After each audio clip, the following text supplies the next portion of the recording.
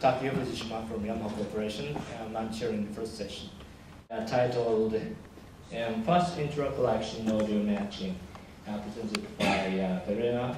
Thank you very much for the introduction. I would like to start my presentation with a small demo. What you can see here is the user interface for the Provado digital music library system, and it provides access to scanned score documents and audio recordings. And what is interesting here is that by using score audio synchronization techniques, the two document types are linked with each other. So when I start playing the audio, okay, so you see that there's score following happening, and I can actually use this to jump in the score, in the audio. So in addition, what this user interface provides are up here some search techniques. So besides the metadatabase search I used here to find this piano sonata, there are also content-based search techniques added, where we can use a piece of lyrics or some score, and what is interesting for this talk, also audio segments. But because this is a library system, users can't go to the library and hum the tune they are searching for, and they also can't plug in a USB device usually. So what we provide instead is the possibility to use a query from the audio we currently loaded and search for this segment. And when we open a result, what we see is that the system actually finds similar sequences to the segment we used as a query. So we see, for example, here's another match within this document, and there are other documents that match this query. So what we have in this Provado system is we have a closed audio collection. Usually a library doesn't add new documents every day. And we use the query by example paradigm to do audio matching.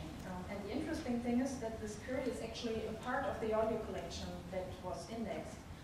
We term this intra-collection audio retrieval, and this will be important later. So first I want to quickly talk about the current approach used in this Provado system, positions where this vector appears in the collection. And we do this for all the different codebook vectors we defined.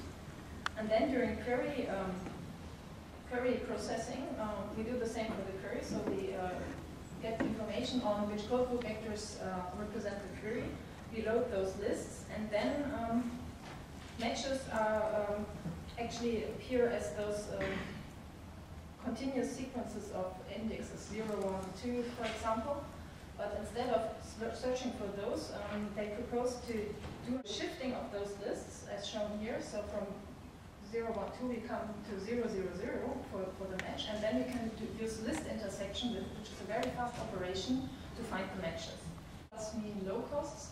And in this cost matrix, the approach I presented before would actually do something like going along those diagonals from the lower position in the lower row up to the highest row, and sum up the cost values there.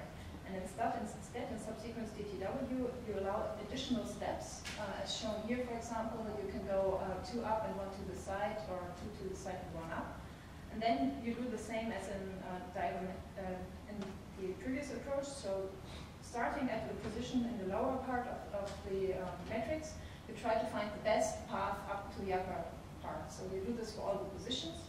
And again, you get a matching curve where you can do thresholding-based ranking. So this approach is more flexible and allows to deal with local tempo changes and gaps. But on the disadvantage side, it is very slow and it can't be indexed because the triangular inequality doesn't hold for the DTW. And that has the speed of diagonal matching, but is as flexible as subsequent DTW. And what we propose is, for our given scenario, the Provado project, to use the fact that we have intra-collection queries to do an indexing.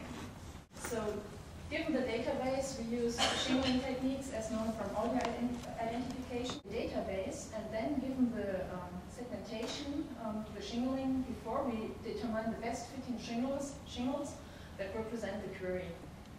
And then we do something similar as in the codebook vector-based audio matching approach. So we load the lists of all the matches for the shingles that represent the query. And we again do a shifting of the shingles by the I times the step size, tau.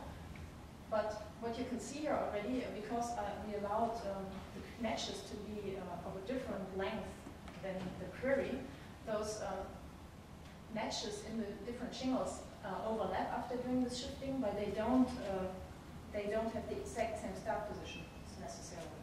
So we can't do the intersection here. So what we propose instead is to first merge all the matches from the individual shingles and then sort them by their shifted start position.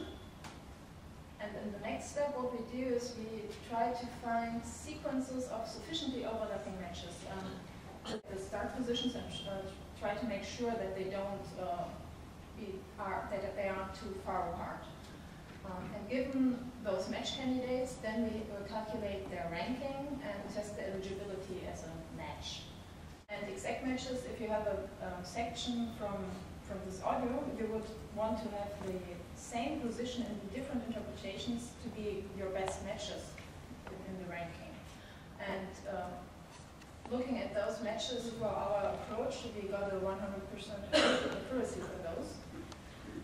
In the next step, we compared our approach to the normal DTW approach and looked at the top 20 top ranked matches. And there's a 83% overlap between the top 20 matches of the DTW approach and our indexing approach. And for the top 30, it's still about 70%.